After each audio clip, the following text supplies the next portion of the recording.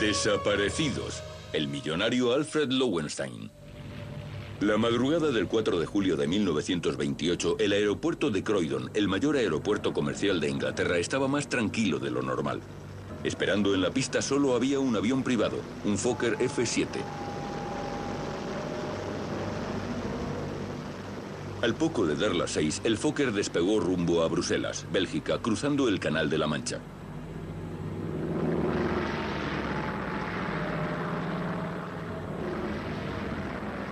A bordo se encontraba el financiero belga Alfred Lowenstein, uno de los hombres más ricos del mundo.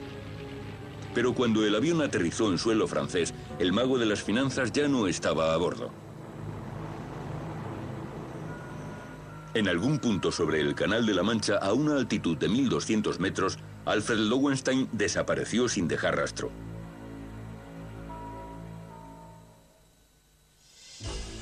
Nacido en 1877 y educado en Bruselas, Alfred Lowenstein siguió los pasos de su padre en el mundo de las finanzas.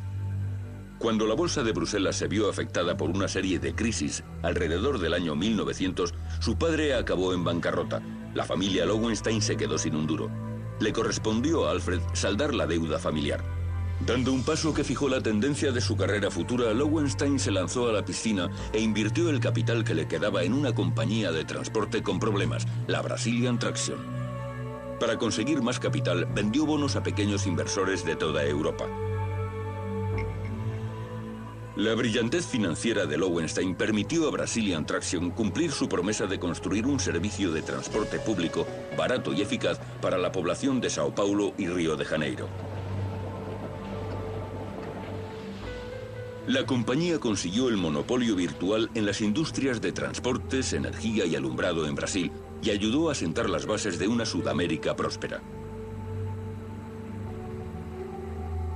Pero la floreciente carrera financiera de Lowenstein se vio repentinamente truncada por el estallido de la Primera Guerra Mundial. En agosto de 1914, el ejército alemán entró en Bélgica.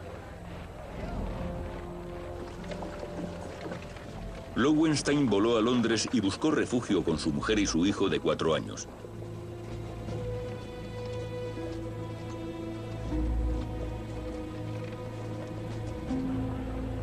Allí se unió a la cola de voluntarios de la Oficina Británica de Guerra en Whitehall. Inmediatamente le alistaron al ejército belga y le dieron el rango de capitán. Llegó a ser intendente trabajando para la Junta de Control de los Aliados.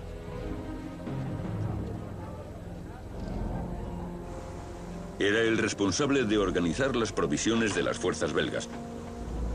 Esto significaba comprar y vender grandes cantidades de comida, lo que para Lowenstein resultó ser otra oportunidad para ganar dinero.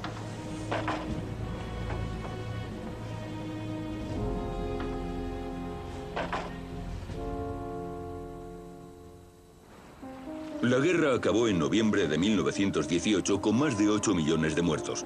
Pero Lowenstein permaneció indemne en Londres con significativamente más dinero del que tenía cuando comenzó. Ahora que la guerra había terminado, intentó hacer fortuna en las venerables instituciones de la City y se convirtió en un miembro respetable de la sociedad británica. Provisto de abultadas cuentas bancarias por todo el mundo, se puso a trabajar. Al poco tiempo, Lowenstein, su mujer Madeleine, una célebre belleza, y su hijo Robert llevaban un ritmo de vida que la mayoría de las personas solo podía soñar. Se mudaron a diferentes casas de toda Europa. En la ciudad de vacaciones francesa de Biarritz, lugar favorito de los ricos y famosos de Europa, los Lowenstein tenían 8 casas. Se calcula que gastaban en vivienda unos 70.000 euros a la semana.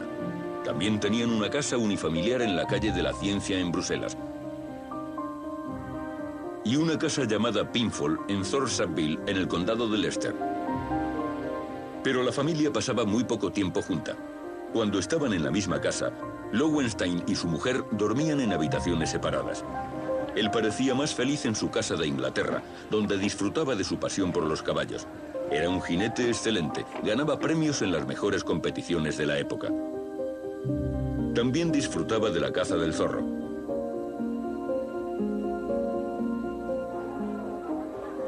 Cuando salía a cabalgar con su grupo local Quorn, Lowenstein se encontraba a menudo junto a Eduardo, el príncipe de Gales, y Jorge, duque de York, que más tarde sería el rey Jorge VI.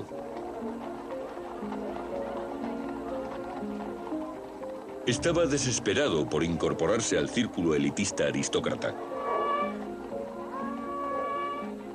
Pero la aceptación social era una de las pocas cosas que su dinero no podía comprar. En 1922, los negocios de Lowenstein llegaron a los titulares cuando invirtió 800.000 euros en British Celanese, un fabricante de seda artificial. El químico suizo Henry Dreyfus dirigía British Celanese. Había hecho mucho dinero durante la guerra vendiendo un barniz impermeable para los aviones tanto a los aliados como a los alemanes. Dreyfus también había patentado la técnica para fabricar seda artificial. Después de la guerra, las ventas de la nueva tela se dispararon cuando la locura por la moda se extendió por Gran Bretaña en los años 20. Dreyfus necesitaba convertir sus fábricas de aviones en fábricas de seda. Pidió el dinero a Lowenstein, y los siguientes 4 años cada penique fue a manos de Lowenstein. Fue el comienzo de una disputa de por vida entre los dos hombres. Como resultado, Lowenstein decidió mejorar su imagen pública. En una oleada de publicidad voló a Barcelona, España, para realizar su plan más audaz para ganar dinero. Debido a la pobre actuación de los francos belga y francés en los mercados de divisas internacionales, Lowenstein ofreció a los dos gobiernos un préstamo sin intereses de 36 millones de euros a cada uno en 2 años. Esta oferta asombrosa no era tan generosa como parecía en un primer momento.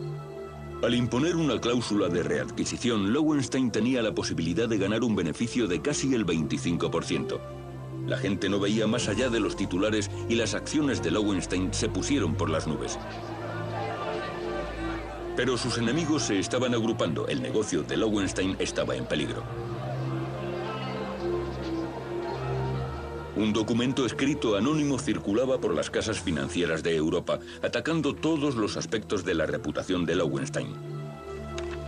Contrató a un detective para descubrir al autor del documento y el hilo llevó hasta su viejo enemigo Henry Dreyfus de British Celanese. En el verano de 1928 el precio de las acciones de Lowenstein cayó repentinamente en picado. Corría el riesgo de perder su fortuna personal y su carrera estaba en la cuerda floja.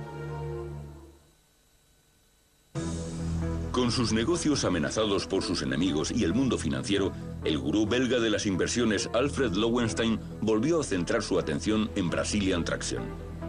El 19 de abril de 1928, Lowenstein zarpó de Nueva York en el transatlántico de lujo Île-de-France. Su séquito ocupó 8 suites, cada una con baño privado, salón privado y comedor. El coste total del pasaje fue de 23.000 euros. Lowenstein había llegado a Estados Unidos a lo grande, pero no se quedó mucho tiempo.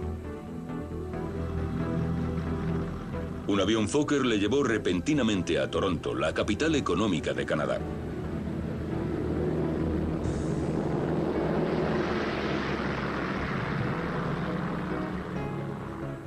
Allí acudió a una reunión de Brazilian Traction. Lowenstein buscaba un puesto en la junta directiva, pero se lo denegaron. Así que inmediatamente comenzó a planear su próximo asalto, la Asamblea General Anual de Brazilian Traction en julio de 1928.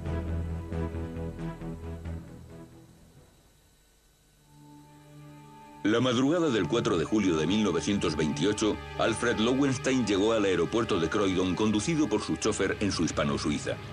Se desvió rápidamente al edificio de la terminal e hizo una llamada telefónica, concertando una cita para la semana siguiente.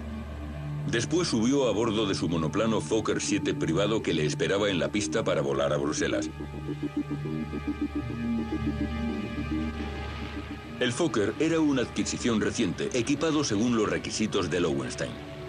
Estaba diseñado para ser una oficina volante, con un asiento cómodo para él en la parte delantera de la cabina, una insonorización especial e incluso un baño completo. Lo más en lujos modernos. En este viaje, Lowenstein estaba acompañado por su secretario y más cercano confidente, Arthur Hodgson.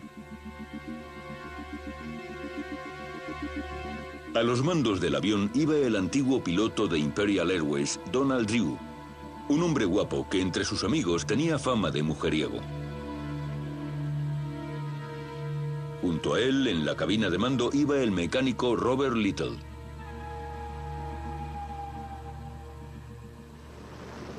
Pasadas las 6 de la tarde, el Fokker rodaba por la pista. Despegaba hacia el claro cielo del anochecer y tomaba rumbo sudeste a Bruselas.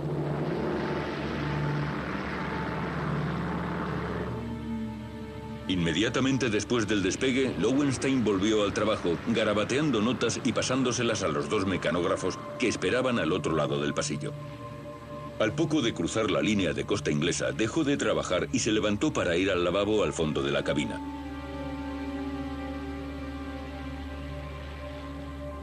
El Fokker se había elevado a 1200 metros sobre el Canal de la Mancha y volaba a 110 nudos de velocidad.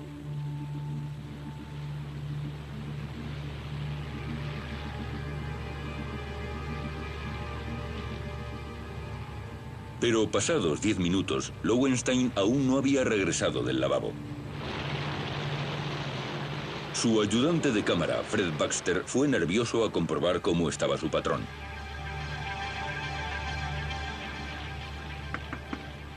Llamó a la puerta, pero no hubo respuesta.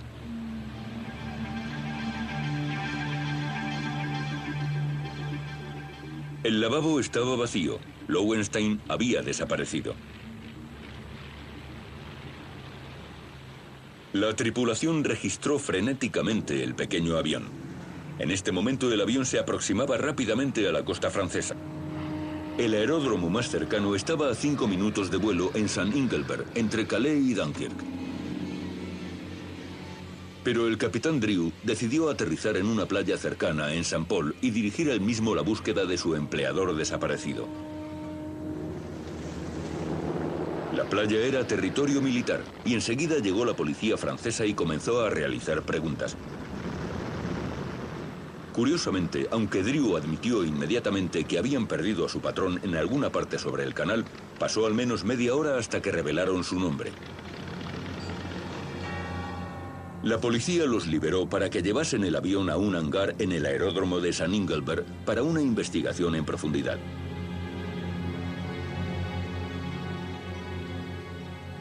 Pero a las 24 horas, la policía francesa abandonó la investigación, asegurando que era el caso más inusual y misterioso. Como Lowenstein se perdió en aguas internacionales, ni la policía francesa, ni la belga, ni la británica estaban dispuestas a llevar el asunto más lejos. Se dejó que Lowenstein desapareciera sin dejar ni rastro. Una vez que salió la noticia el 4 de julio de 1928, de que el financiero belga Alfred Lowenstein había desaparecido de su avión en alguna parte sobre el Canal de la Mancha, el mercado de valores cayó dramáticamente y solo en Londres se calcula que se perdieron 50 millones de euros en un día. Los efectos se sintieron en toda Europa e incluso llegaron a América. En Wall Street se resintió la bolsa. Entonces, ¿qué había ocurrido con Alfred Lowenstein? ¿Y dónde estaba ahora? Se desataron los rumores y las especulaciones. Nadie sabía si estaba vivo o muerto. No había ni rastro de su cuerpo en las frías aguas del Canal de la Mancha.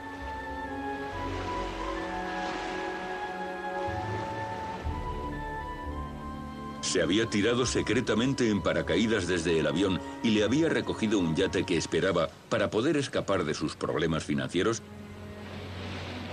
Parecía poco probable. O se había suicidado lanzándose desde el avión. Ese no era el estilo de Lowenstein.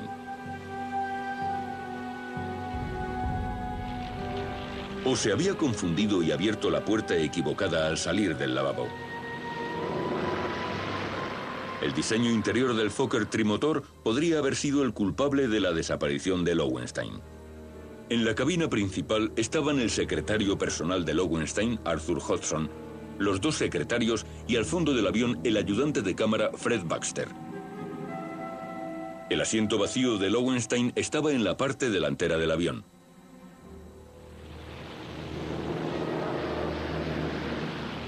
El lavabo estaba separado de la cabina principal por un pequeño vestíbulo.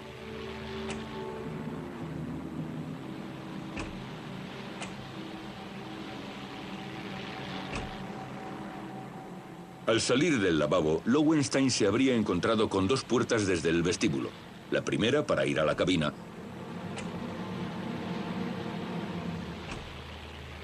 y la segunda para salir del avión. ¿Podría haber abierto la puerta equivocada y haberse caído del avión por accidente sin que nadie se diera cuenta? Si la puerta exterior se hubiera abierto, se habría oído más el motor. Pero los pasajeros, todos en la parte del avión más cercana a la salida, aseguraron que no habían oído nada inusual. Además, como la puerta solo podía abrirse contra la corriente, hubiera sido demasiado pesada para abrirla por accidente. ¿Decían la verdad los pasajeros o de algún modo estaban involucrados en la desaparición de su empleador? Si Alfred Lowenstein fue asesinado, ¿quién fue el asesino?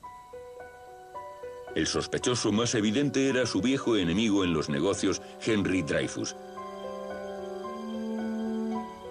Se rumoreaba que como había identificado a Dreyfus como el autor del documento difamatorio, Lowenstein había planeado denunciarle. Por difamación, según el derecho anglosajón, Dreyfus tendría que haber probado la veracidad de cada palabra escrita, una tarea casi imposible. Si no hubiese podido, habría perdido el caso, y los daños y perjuicios le habrían ocasionado la ruina. Pero el experto en aviación William Norris tenía otro sospechoso en mente. Norris fue el autor de una investigación en 1987 sobre la desaparición de Lowenstein, el hombre que cayó del cielo. Norris se centró en la puerta exterior del avión. Durante el vuelo no podía abrirse sin hacer un esfuerzo considerable, y si la hubiesen abierto, sin duda habría habido una ráfaga de aire. Le parecía sospechoso que el piloto Donald Drew hubiese aterrizado en la playa en St. Paul. ¿Por qué se arriesgó a un aterrizaje complicado en una playa cuando había un aeródromo a solo 5 minutos? ¿Tenía algo que esconder? En los días que siguieron a la desaparición de Lowenstein, Drew ofreció varias entrevistas a los periodistas y surgieron dos historias contradictorias. En el New York Times, Drew aseguró que pensó en buscar a su empleador desaparecido, pero no hubiese servido de nada. También declaró que había aterrizado inmediatamente en la playa. Pero en The Times de Londres citaron a Drew diciendo: «Inmediatamente cambié el curso y busqué durante un tiempo el sitio donde el capitán Lowenstein podía haber caído». La inexactitud nunca fue investigada. La siguiente declaración pública de Drew fue en Bruselas, el 9 de julio de 1928. La señora Lowenstein había solicitado la investigación para que un juez pudiese emitir el certificado de defunción en ausencia del cuerpo de su marido y se pudiese leer el testamento. Debido a la rapidez con la que la policía francesa cerró sus investigaciones, la vista de Bruselas no fue oficial, los testigos no estaban bajo juramento y no hubo contrainterrogatorio.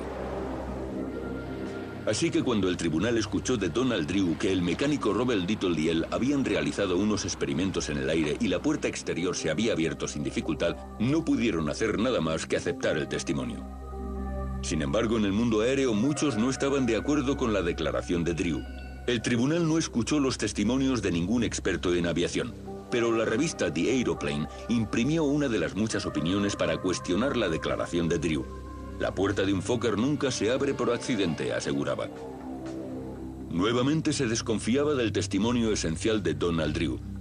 Pero como la policía francesa no investigaba el caso como un crimen, el juez belga tenía muy poco poder legal. Hizo lo único que pudo para manifestar su duda. Se negó a conceder el certificado de defunción a Madeleine Lowenstein. Madeleine y su hijo de 18 años, Bobby, esperaban ansiosamente mientras la herencia quedaba suspendida en la cuerda floja, con un valor de 40 millones de euros en el mercado abierto. A los 15 días de su desaparición, un pescador francés encontró el cadáver de Lowenstein flotando boca abajo en el Canal de la Mancha, a unos 16 kilómetros al noreste del Cabo Grinet. Curiosamente, solo llevaba unos calzoncillos de seda, calcetines de seda y zapatos. Se realizó la autopsia por petición de la familia Lowenstein. Resultó que Lowenstein no había sido envenenado y que todavía estaba vivo cuando chocó contra el agua. Los rumores de asesinatos se disiparon rápidamente y por fin se pudo leer el testamento. Alfred Lowenstein fue enterrado 2 días después en una tumba sin nombre en Francia. Su mujer estaba demasiado agotada como para acudir. Con la fortuna intacta, Madeleine se reinsertó en la sociedad, segura al saber que el dinero estaba a salvo en el banco y no habría más juegos financieros. No se fue más allá en la investigación de la muerte del millonario belga. La policía no estaba interesada y su viuda, Madeleine Lowenstein, parecía encantada de poder dejar atrás el dolor. ¿Podría Madeleine, con ayuda del piloto, haber instigado el asesinato de su marido? No hay pruebas de una aventura, pero Drew era un conocido mujeriego y Madeleine era una mujer hermosa. Si tenían un secreto, se fue con ellos a la tumba. Ambos murieron en una década. Por tanto, la extraña muerte de Alfred Lowenstein sigue siendo un misterio hasta nuestros días.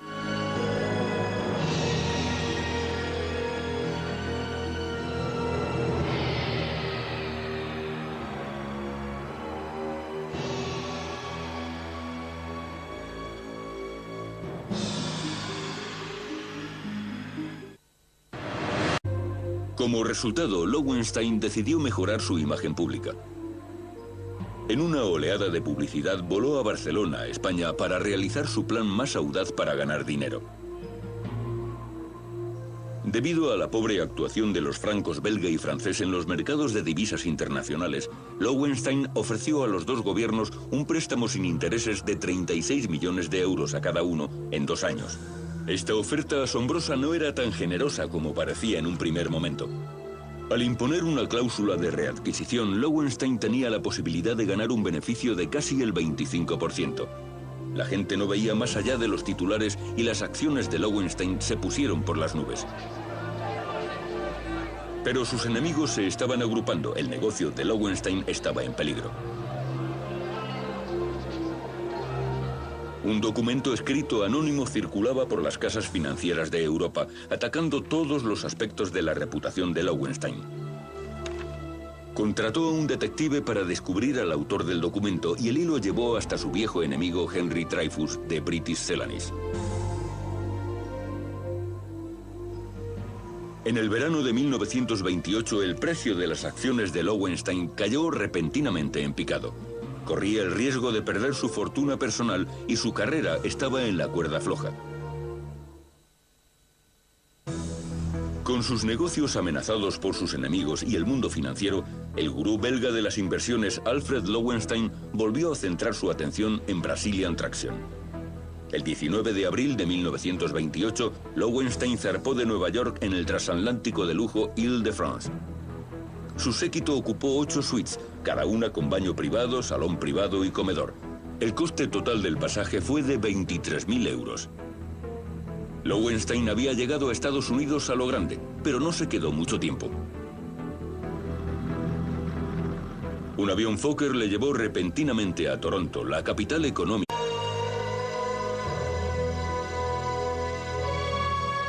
Desaparecidos. El millonario Alfred Lowenstein. La madrugada del 4 de julio de 1928, el aeropuerto de Croydon, el mayor aeropuerto comercial de Inglaterra, estaba más tranquilo de lo normal. Esperando en la pista solo había un avión privado, un Fokker F-7. Al poco de dar las 6, el Fokker despegó rumbo a Bruselas, Bélgica, cruzando el Canal de la Mancha.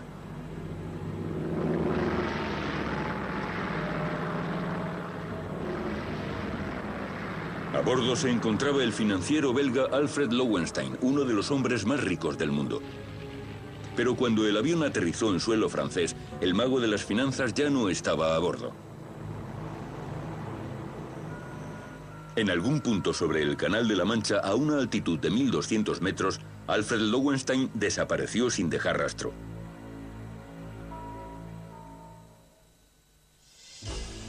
Nacido en 1877 y educado en Bruselas, Alfred Lowenstein siguió los pasos de su padre en el mundo de las finanzas. Cuando la bolsa de Bruselas se vio afectada por una serie de crisis alrededor del año 1900, su padre acabó en bancarrota. La familia Lowenstein se quedó sin un duro. Le correspondió a Alfred saldar la deuda familiar. Dando un paso que fijó la tendencia de su carrera futura, Lowenstein se lanzó a la piscina e invirtió el capital que le quedaba en una compañía de transporte con problemas, la Brazilian Traction. Para conseguir más capital, vendió bonos a pequeños inversores de toda Europa. La brillantez financiera de Lowenstein permitió a Brazilian Traction cumplir su promesa de construir un servicio de transporte público barato y eficaz para la población de Sao Paulo y Río de Janeiro. La compañía consiguió el monopolio virtual en las industrias de transportes, energía y alumbrado en Brasil y ayudó a asentar las casas. Se calcula que gastaban en vivienda unos 70.000 euros a la semana. También tenían una casa unifamiliar en la calle de la Ciencia en Bruselas y una casa llamada Pinfold en Thorshaville, en el condado de Leicester. Pero la familia pasaba muy poco tiempo junta. Cuando estaban en la misma casa, Lowenstein y su mujer dormían en habitaciones separadas. Él parecía más feliz en su casa de Inglaterra, donde disfrutaba de su pasión por los caballos. Era un jinete excelente, ganaba premios en las mejores competiciones de la época. También disfrutaba de la caza del zorro.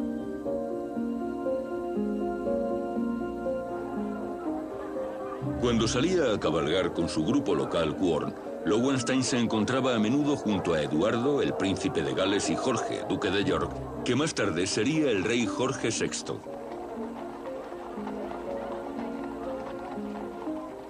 Estaba desesperado por incorporarse al círculo elitista aristócrata. Pero la aceptación social era una de las pocas cosas que su dinero no podía comprar. En 1922, los negocios de Lowenstein llegaron a los titulares cuando invirtió 800.000 euros en British Celanese, un fabricante de seda artificial. El químico suizo Henry Dreyfus dirigía British Celanese. Había hecho mucho dinero durante la guerra vendiendo un barniz impermeable para los aviones tanto a los aliados como a los alemanes. Dreyfus también había patentado la técnica para fabricar seda artificial. Después de la guerra, las ventas de la nueva tela se dispararon cuando la locura por la moda se extendió por Gran Bretaña en los años 20. Dreyfus necesitaba convertir sus fábricas de aviones en fábricas de seda. Pidió el dinero a Lowenstein, y los siguientes 4 años cada penique fue a manos de Lowenstein. Fue el comienzo de una disputa de por vida entre los dos hombres. Las bases de una Sudamérica próspera. Pero la floreciente carrera financiera de Lowenstein se vio repentinamente truncada por el estallido de la Primera Guerra Mundial. En agosto de 1914, el ejército alemán entró en Bélgica. Lowenstein voló a Londres y buscó refugio con su mujer y su hijo de 4 años.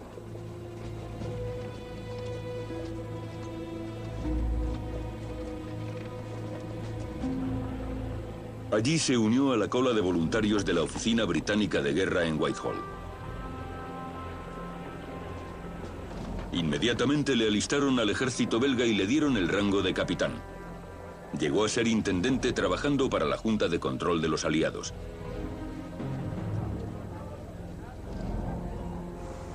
Era el responsable de organizar las provisiones de las fuerzas belgas. Esto significaba comprar y vender grandes cantidades de comida, lo que para Lowenstein resultó ser otra oportunidad para ganar dinero.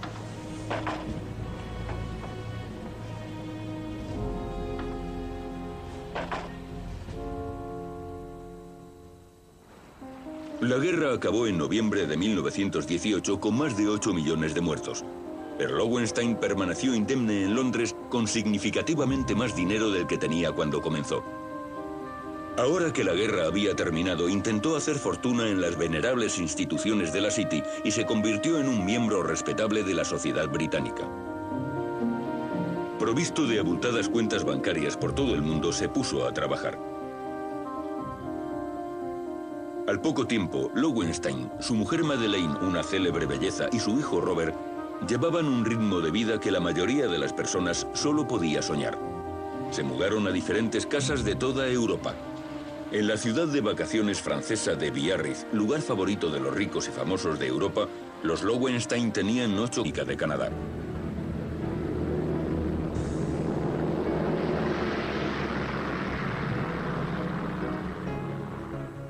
Allí acudió a una reunión de Brazilian Traction. Lowenstein buscaba un puesto en la junta directiva, pero se lo denegaron. Así que inmediatamente comenzó a planear su próximo asalto, la Asamblea General Anual de Brazilian Traction en julio de 1928.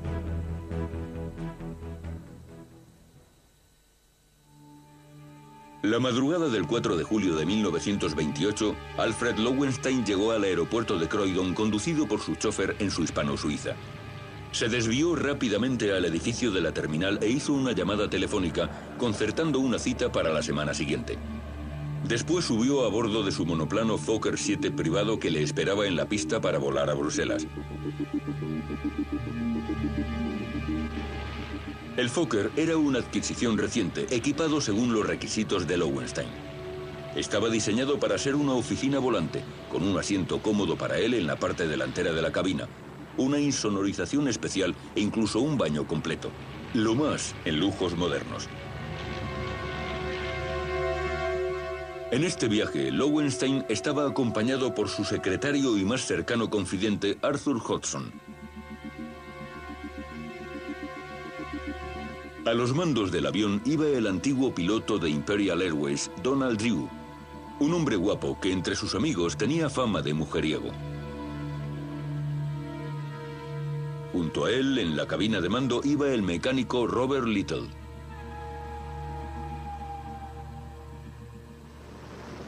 Pasadas las 6 de la tarde, el Fokker rodaba por la pista. Despegaba hacia el claro cielo del anochecer y tomaba rumbo sudeste a Bruselas.